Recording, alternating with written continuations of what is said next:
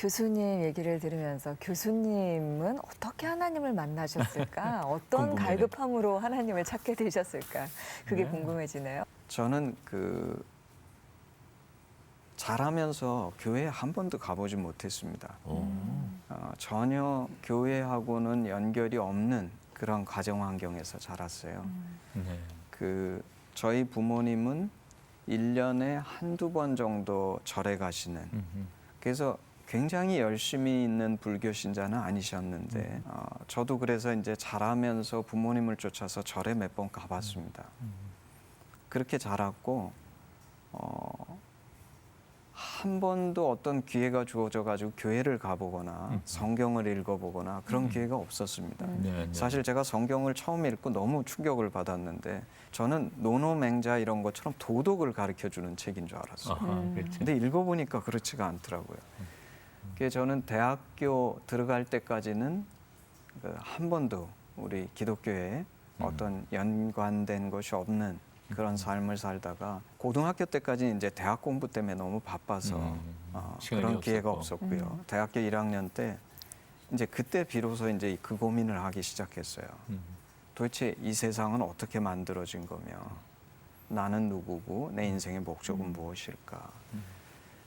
근데 이제 제가 대학에 가기 전에서부터 지금도 똑같이 생각하는데요. 사실 성경의 사도 바울께서 이것을 이제 하나님의 자연 계시라고 얘기하는데, 제가 세상을 쳐다보면서 저는 엔지니어링 이제 공학을 한 사람인데, 공학도의 눈으로 쳐다볼 때 이 세상이 우연히 존재한다. 이건 있을 수가 없는 일이다.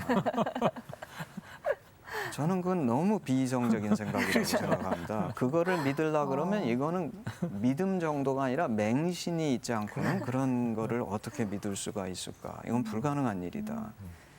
그래서 제가 대학 가기 전서부터 조물주가 계실 거다라고 생각했어요. 이 세상이 이렇게 정교하게, 사실 모든 과학은 그 정교하게 하나님이 만드신 법칙을 연구하는 거거든요. 그렇죠. 근데 이제 대학교 1학년 때 제가 처음 찾아간 곳은 성당입니다.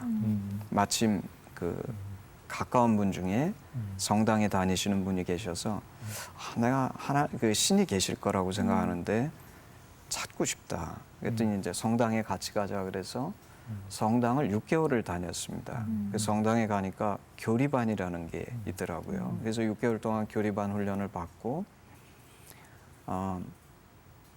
6개월 만에 제가 훈련받은 교리반에서는 적어도 여기서는 하나님 못 만나겠다. 내가 여기서 아무리 오랜 시간을 보내도 하나님 만나지 못할 것 같다. 그래서 이제 그만두고 나왔죠. 나오고 그게 이제 대학교 1학년, 제가 이제 81년입니다. 88일 학번이기 때문에. 그리고 이제 다음 해에 제 생각에 거의 한 6개월 이상 지난 것 같아요. 당시에 이제 제가 집이 의정부여서 서울대학교를 가려면 의정부에서 기차를 타고 성북역을 와서 성북역에서 전철 타고 노량진 가서 노량진에서 이제 버스 타고 학교 가면 2시간 걸리는 때였는데, 저희 집이 청량리로 이사를 온다 그래서 제가 하루는 금요일 날인가 토요일 날이었던 것 같아요. 학교를 마치고 가다가 청량리에서 봄이었습니다. 아마 한 5월쯤 됐던 것 같아요. 청량리에서 내려서 이 근처에 교회가 없냐, 전철역에서. 그랬더니 그 청량리 시장 한복판에 동도교회라고 있습니다. 장로교회인데 그 교회가 있다 그래서 그 교회를 찾아가서 마침 계신 분이 계셔서 인사를 드리고 그 주일서부터 이제 교회를 참석하게 됐죠. 이야, 제 발로 간 거네요. 전도한 사람도 없었고. 그렇죠. 하나님이 부르셨네요. 공학도를 부르시는 방법은 또 이렇게 부르시는군요. 네, 그래서 네. 어떻게 됐어요? 근데 이제 가서 참 희한한 일들이 계속 벌어지는 거예요. 제가 그 주일날 가서 한 5월쯤인데 그 대예배를 드리고 그 대학부 예배는 이때니까 오라 그래서 대학부 예배를 갔습니다. 가서 인사를 드리니까 대학부 예배 이제 인사드리고 어느 반에 속하라 그래서 이제 다 끝나고 나서 제가 집을 가려고 그러는데 어떤 형제님 한 분이 제 앞에 오셨어요. 찾아오셔서 나이가 상당히 많은 신학생이셨는데 그날 저한테 인사하고 잘 왔다고 반갑다고 박 형제 잘 왔습니다. 뭐 인사하더니 오늘부터 박 형제가 예수 믿기로 했으니까 전도를 하러 나가야 된대요. 에? 전도를. 새로 오신 분께. 그래서 제가 너무 황당해가지고 네. 제가 오늘 교회를 처음 왔습니다. 저는 전에 성경을 읽어본 적도 없고 제가 좀 다녀보고 해보면 안 되겠습니까? 그러는데 그분이 막무가내세요. 어. 예수 믿기로 한 사람은 모두 다 전도를 해야 된다는 거예요. 근데 제가 만약에 그 전에 한 번이라도 교회를 다녀봤으면 거절하고 갔을 거예요. 어. 근데 그때는 제가 뭐라고 착각을 했냐면 교회는 오면 다 이렇게 하나 보다. 그래가지고 제가 뭣도 모르고 그러냐 너무 싫은데 할 수 없이 그분한테 끌려가지고 그때 바울 전도단이라는 전도단이었는데 그때부터 경희의료원에 제가 전도하러 끌려다녔어요. 그 첫날서부터. 참 재밌다. 와. 그래서 이제 첫날 갔다가 다음 주부터 이제 제가 교회 오는 건 좋은데 네. 어떻게 하면 이분을 피해서 도망을 갈까. 근데 이분이 한 번도 저를 안 놓치세요. 그러면서 저한테 그 전도를 데려가셔서 뭘 가르치시냐면 기도가 뭔지 아. 그리고 성경을 읽으라는 거예요. 성경을 하루에 몇 장씩 읽고 그리고 당신이 전도할 때 옆에서 보면서 그 전도 대상을 위해서 기도하라는 거예요. 네. 그러면서 하나하나 이걸 가르쳐요, 저한테. 그래서 저는 뭐 다 하는 줄 알고 이렇게 막 하다 보니까 한 몇 주 지나니까 이제 제가 이해를 했어요. 파악을 했어요. 이게 모든 사람이 다 이 전도를 하는 건 아니구나. 왜냐면 그 뒤에 새로 오신 분들이 있는데 그분은 안 하시더라고요. 저만 잡혀가지고 계속 끌려다니는 거예요. 근데 사실 지금 이제 돌이켜보면 그분이 그때 무슨 생각으로 그렇게 하셨는지 그분 때문에 기도가 뭔지 배우게 되고 성경을 읽기 시작했어요. 그리고 제가 한 2달 정도 쫓아다니니까 사형리를 가지고 전도를 했는데 이분이 자기가 전도하는 걸 잘 보래요. 그래서 이제 옆에서 기도하면서 보고 있으니까 이제 서당께도 뭐 옆에서 보니까 이제 그게 간단하니까 뭔지 알겠더라고요. 그래서 한 2달쯤 지나니까 저보고 해보래요. 나도 예수 아직 믿는 게 제대로 믿는 게 아닌데 제가 그때 처음 가가지고 하나님 살아계신지 이것도 잘 모르는데 근데 해보라니까 이제 또 해봤죠. 근데 너무 놀라운 건 제가 그 사형리 가지고서 저도 잘 모르는 하나님을 그 한 대로 해가지고 전도하니까 네. 다 믿겠다 그러는 거예요. 이분들이요. 오. 이 환자들이라 그런 것 같아요. 다 예수 믿겠다 그러고 저한테 영적 기도까지 시키고. 오. 그게 이제 굉장히 희한한 일들이었죠. 그래서 제가 속으로 이거 진짜 희한하다. 나도 예수님 누구신지 잘 모르는데 이 전도하니까 이 사람들이 다 믿는구나. 그 몇 퍼센트나 전도해가지고 성공률은 몇 네. 퍼센트 정도나 성공률을 보이셨어요? 그때는 거절하는 분들이 없었던 것 같아요. 없었어요? 100%의 네. 성공률. 와. 근데 저는 지금 돌이켜 생각하길래 이분들이 환자기 때문에 어디 의지할 때가 필요해서 그런가. 그때는 그냥 그렇게 생각했습니다. 전도하면 다 영접하시겠다는 거예요. 예수님을. 좋습니다. 교수님은 어떻게 하나님 만나셨어요? 그게 이제 한 5월 달쯤 제가 찾아가서 그렇게 이제 훈련을 받다가 저희가 7월인가 8월쯤에 대학부 수련회를 갔습니다. 네. 이게 이제 제 평생 처음 수련회죠. 평생 처음 수련회를 갔는데 그게 아마 한 2박 3일 뭐 이런 수련회였던 것 같아요. 제 네. 기억에 3박 4일인가 2박 3일 수련회인데 그 수련회 중에 철야기도 하는 밤이 있었어요. 근데 그게 저는 참 이상했습니다. 왜 이상했냐면 낮에는 운동하고 뭐 온갖 게임하고 노는 거예요. 이 대학부 놀다가. 수련회. 그래서 제가 속으로 생각하기를 낮에 기도하지. 낮에 하지. 왜 나는 한 번도 밤새 본 적도 없는데 뭐 하려고 밤에 기도를 한다 그러고 낮에 안 하고 그걸 밤에 해야 될까? 좀 우스갯인데 속으로 하나님 주로 밤에 들으시나 보다. 낮엔 주무시고 왜 이 사람들이 낮에 하면 될 텐데 안 하고 밤에 기도를 한다 그럴까? 근데 뭐 하여튼 저도 이제 같은 대학부니까 이제 시컨 같이 놀고 밤에 이제 컵라면 하나 주길래 컵라면 하나 먹고 이제 그때부터 기도를 시작하는데 기도 시작할 때 이제 제가 생각을 좀 했어요. 아무리 생각해도 작게 기도해도 그 철야 기도하려면 5-6시간은 기도해야 되는데 무슨 기도를 할까? 근데 제가 그때 뭐가 궁금했냐면 하나님 살아 계신가? 이게 궁금했어요. 제가 뭐 전도하면 예수님 영접하기도 했지만 저는 하나님 살아계신지 모르겠는 거예요. 근데 주변에서 제일 제가 인상 깊게 들은 게 뭐냐면 살아계신 하나님이라는 거예요. 하나님 살아계시다는 거예요. 그래서 저는 그날 오케이, 오늘 밤 하나님 제가 평생 처음으로 밤을 샐 건데 기왕 밤새는 김에 하나님 제가 진짜 물어보고 싶은 걸 물어보겠습니다. 그게 뭐냐면 하나님 살아계시다는데 살아계시면 제 앞에 나타나십시오. 사실 이제 속으로는 안 나타나시는 이유는 죽었으니까 안 나타나는 거지. 살아계시면 나타나실 수 있지 않겠습니까? 그래서 살아계신 하나님이시니까 제 앞에 나타나십시오. 그리고 가만히 생각해 보니까 안 오실 것 같아요. 왜 안 오실 것 같냐면 제가 높은 분한테 제가 좀 만나기 원하니까 좀 오십시오. 그러면 오시겠어요? 안 오시잖아요. 그래서 그때 제가 생각하기를 하나님 오시기는 오셔야 될 텐데 이분을 오시게 하려고 그러면 어떻게 될까? 좋아, 공평하게 하자. 그래서 대신에 나타나시면 제가 오늘 하나님을 저의 주인으로 모셔서 평생 섬기겠습니다. 근데 그날 밤 기도가 통성 기도예요. 그래서 1시간은 열심히 했죠. 통성으로 하나님 살아계시면 제 앞에 나타나십시오. 나타나시면 제가 주인으로 모셔서 평생 계속 섬기겠습니다. 예, 반복해서 반복해서. 계속 하는데 1시간 하니까 이게 너무 지루한 거예요. 그 같은 기도를 계속 하니까 처음에는 뭐 진심으로 했지만 시간이 갈수록 이게 지루해지고 뿐만 아니라 그 다음에 제가 점점 불편해졌어요. 왜냐하면 통성 기도인데 제 옆에 있는 친구들 기도 소리가 제가 다 들리는데 저처럼 기도하는 친구는 아무도 없는 거예요. 전부 다 기도가 변해가요. 뭔 기도할 게 그렇게 많은지 저처럼 같은 기도를 하는 친구는 한 명도 없어요. 그러면서 제가 속으로 생각하기를 내가 이 친구들 기도 소리가 들리는데 이 친구들도 내 기도 소리가 들릴 텐데 나를 제정신이라고 생각할까? 이 친구들이 야 저것도 기도라고 하나 싶지 않을까? 그래서 한 1시간 하다가 불편하고 지루하고 해가지고 이제 갈아탔어요. 제가 하는 기도 하나가 주기도문이었거든요. 하늘에 계신 우리 아버지 이름이 거룩히 여김을 받으시오며. 그래서 주기도문을 한 30분 외다가 이제 지겨워지면 이제 다시 돌아오는 겁니다. 그래서 그 2가지 기도만 했어요. 주기도문하고 이 기도.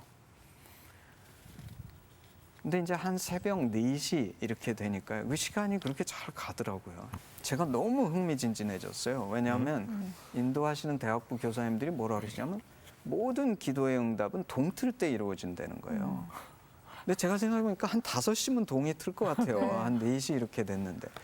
드디어 이제 1시간만 있으면 우리 하나님 제 앞에 나타나시는구나. 그래가지고 제가 그때부터 더 열심히 기도했죠. 그리고 가끔 가다 하나님 나타나셨는데 제가 못 보면 곤란하잖아요. 눈도 떠보고 나타나셨는데 내가 혹시 못 보고 지나갈까 봐 가끔 눈도 떠보고 또 기도하다 눈도 떠보고 그래서 5시까지 돼서 이제 동틀 때가 됐어요. 근데 사실 이제 제가 하심에서는 물어봅니다. 이거를 가르칠 때 이게 이제 제가 하심하고 많은 관련이 있어서 나타나셨겠습니까? 안 나타나셨겠습니까? 목사님 나타나셨겠어요? 나타나셨으니까 오늘 이 자리에 계신 거 아니에요? 나타나신 형태가 문제지. 어떤 형태로 나타나셨는지. 근데 안 나타나셨어요. 안 나타나시고 저는 나타나실 줄 아셨어요. 반전인데요. 네, 안 나타나셨는데 그날 방언을 받았어요. 방언을 받고 그날 성령을 받았어요. 성령님 제게 임하셨어요. 그래가지고 그날부터 하나님 그렇게 좋은 거예요. 그러니까 마치 그게 BCAD인 것처럼 그날부터 하나님 그렇게 좋은 거예요. 그리고 속으로 제가 그래서 생각하기를 오늘 바쁘신가 보다 하나님.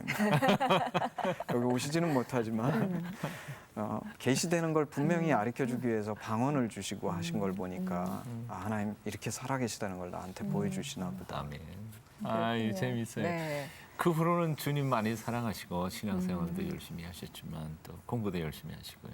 미국 유학에 대한 재미있는 얘기들도 많이 있으신 것 같아요. 저는 학부를 졸업하고 곧바로 유학 갈 마음을 먹고 미국의 이제 대학들에 입학 신청을 했습니다. 제가 네. 이제 85년에 졸업을 하면서 입학 신청을 했는데 처음에 이제 미국에 입학 신청한 거는 주립 대학들이었어요. 네. 왜냐하면 이제 집에 가능하면 싼 학교를 가고 싶어서 미국 주립대학에 입학 신청을 했는데 입학 신청을 다 해놓고 이제 기다리면서 기도를 하는데 기도만 하면 다 떨어질 것 같은 거예요. 그래서 이것도 참 희한하다. 무슨 기도를 하면 이게 다 떨어질 것 같을까? 이게 기도하지 말라는 건가? 하나씩 하나씩 해가지고 다 떨어진 거예요. 근데 이제 제가 기도할 때 그렇게 계속 느껴가지고 놀래지는 별로 않았어요. 몇 군데나 떨어지죠? 한 8군데 주립대학을 우와. 썼는데요. 아, 근데 지금 이제 제가 교수가 됐지 않습니까? 네, 네. 지금 생각해도 왜 떨어졌는지 모르겠어요. 이유가 글쎄요. 지금 생각해도 아무리 안 돼도 그중에 한 2-3개 정도는 입학 허가가 와야 되는데 모두가 다 떨어졌어요. 그 참 이상하다. 그래서 이제 제가 다 떨어진 후에 하나님께 뭐라고 기도를 드렸냐면 하나님 저 유학 가는 거 원치 않으세요. 그러면 원치 않으시면 한국에서 그냥 공부하겠습니다. 근데 하나님 원하시는지 원치 않으시는지 제가 잘 모르겠으니까 한 번 더 확인하고서 포기하면 포기하겠습니다. 그래가지고 이제 제가 다시 공부해가지고 이제 시험도 다시 보고 조금 성적이 더 좋았는데 그것 때문에 그런 것 같지는 않아요. 먼저 성적도 굉장히 예, 좋으셨던 뭐 거. GRE 뭐 토플도 다시 보고 다시 입학 신청을 하는데 이제 다시 입학 신청할 때는 하나님께 이렇게 기도드렸어요. 하나님 지난번엔 제가 돈 때문에 학비가 싼 학교 가려고 주립대학들만 지원했는데 이번에는 하나님 원하시면 보내주시고 원치 않으시면 안 갈 거니까 돈 같은 건 전 생각 안 하겠습니다. 대신에 제가 가고 싶은 학교 6개 쓸 테니까 보내주고 싶으면 보내주시고 싫으면 마세요. 그래가지고 제가 그 미국 문화원에 가서 찾은 자료 중에 당시 미국 공과대학 1, 2, 3, 4, 5, 6 그게 뭐였냐면 스탠포드, MIT, 칼텍, 버클리, 뭐 오. 유니버시티 오브 펜실바니아 뭐 이런 네. 것들이에요. 네. 그다음에 유니버시티 오브 일리노이 어바나 샴페인 그렇죠. 그 6개를 썼어요. 쓰면서 이제 하나님께 보내주고 싶으면 보내주십시오.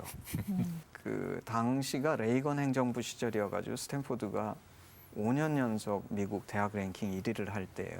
그렇죠. 그래서 제가 기도하면서 참 하나님께 양심에 찔려가지고 그 랭킹 6개 중에 맨 뒤에 2개만 기도를 했어요. 하나님 보내주실 거면 여기 좀 보내주십시오. 그리고 나머지는 양심에 찔려서 기도를 못 하겠더라고요.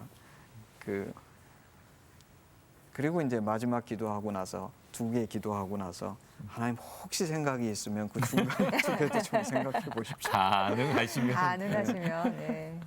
그랬는데 스탠포드에서 제일 먼저 입학 허가서가 온 거예요.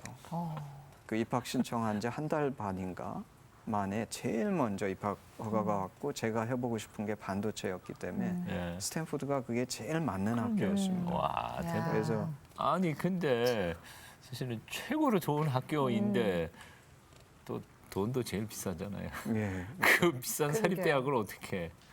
제가 당시 이제 저희 집에 부모님한테 이렇게 말씀을 드렸어요.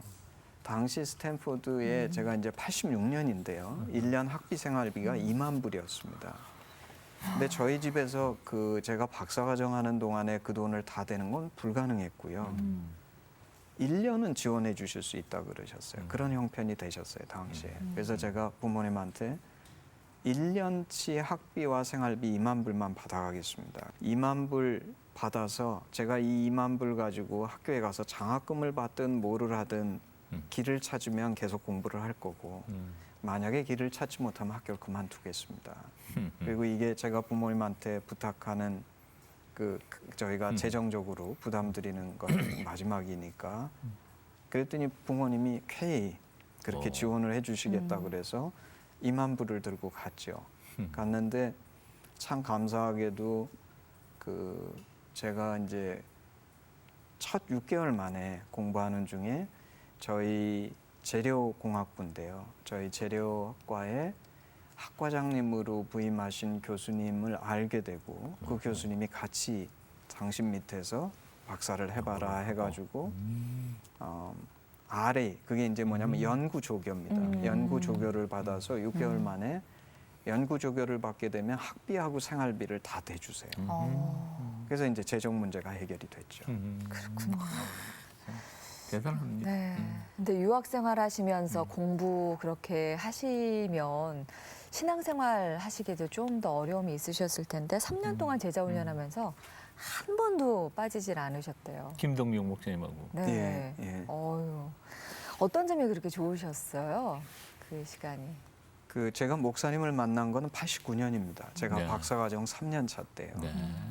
3년 차 때 만나 뵀는데 안희숙 사모님의 남편 되시는 네. 김동명 목사님. 네, 네. 그 안희숙 사모님은 그 우리 죽으면 죽으리라. 네. 그리고 이제 평양 감옥에서 그렇죠. 그 신사 참배를 안 한다고 해서 평양 감옥에 이제 당대의 한국의 조선의 대표적인 그리스도인들을 잡아놨는데 여자분이 3분 계셨죠. 근데 그 중에 한 분이 이제 안희숙 사모님이신데 안 사모님의 남편이 김동명 목사님이십니다. 그때 이제 목사님께서 그 전까지는 저희가 굉장히 조그만 스탠포드 학생들 한 20-30명 다니는 학생교회였어요.